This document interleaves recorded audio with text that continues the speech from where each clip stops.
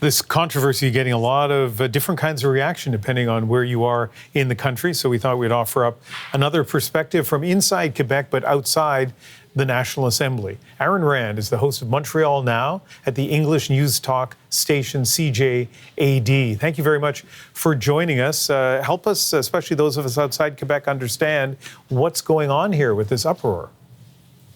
I wish that was an easy question to answer. First of all, with respect to the uproar, what Kat just said about, the last time he spoke at the Chamber of Commerce, that created an uproar at the time. He also kind of made it a little worse for himself by saying that, wow, isn't it wonderful? I've lived in Montreal for 14 or 15 years, and I found it so easy to get along without having to learn French.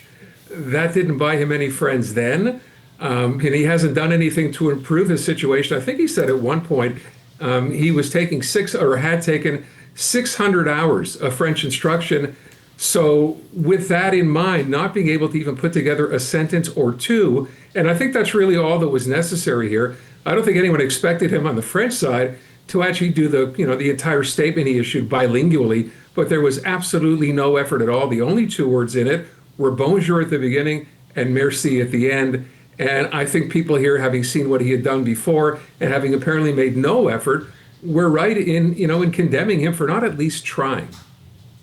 There are lots of major Canadian corporations with CEOs who only speak English. Why should Air Canada be different?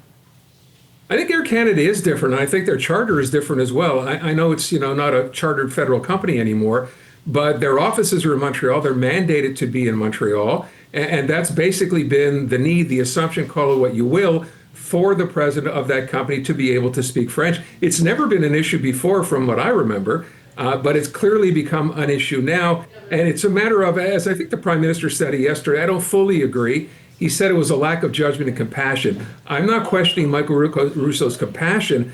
I am questioning his judgment. This should have been an easy call, knowing what he's already been through in the past, and choosing to ignore that, I guess willfully, is the part nobody seems to understand. It's hard to believe that a corporate communications department at a company like Air Canada wouldn't have anybody to go to their president and CEO and suggest, it would be a good idea, based on past history, to go ahead and offer something up in French. That's the part that no one seems to understand fully.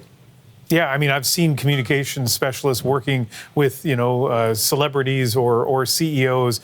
They're surrounded by them, right? So you'd think that somebody could have written out a few sentences for him and coached him on how to pronounce it. Here's another thing that a lot of people, but certainly some people outside of Quebec have been saying, and we've been getting emails in this regard as well. Just 4 days after the tragedy, is it too soon to be debating the CEO's language abilities? That's fair, and I know that's the case in the rest of the country, but Quebec's a bit of a different animal when it comes to that.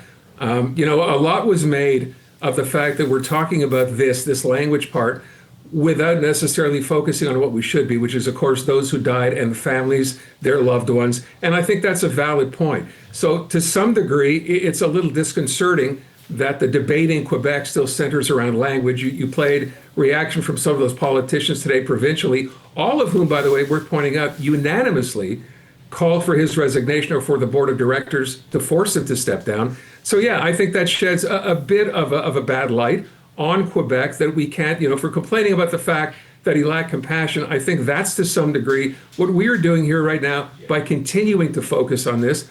But as they say, Ian, that's Quebec. Listen, let's finish with this. You touched on it, but it bears repeating. You sound like you're an Anglophone. You clearly work and live in Montreal. What do you think it would have taken for Rousseau to avoid this whole furor? Short answer, not much. I think the key here is anything would have been better than nothing, and I'm leaving out bonjour and merci as the nothing.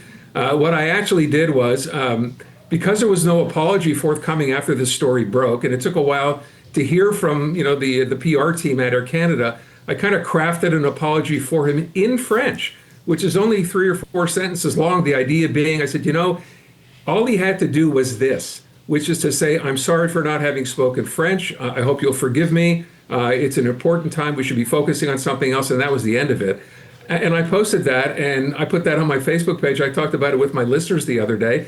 That's all it would have taken 3 sentences or 4 sentences to simply make the effort, I think that would have changed this and made it a whole different story, or no story at all. Aaron Rand, host of the radio show Montreal Now on CJAD. Really nice having you on the show. Thank you. Ian, thank you.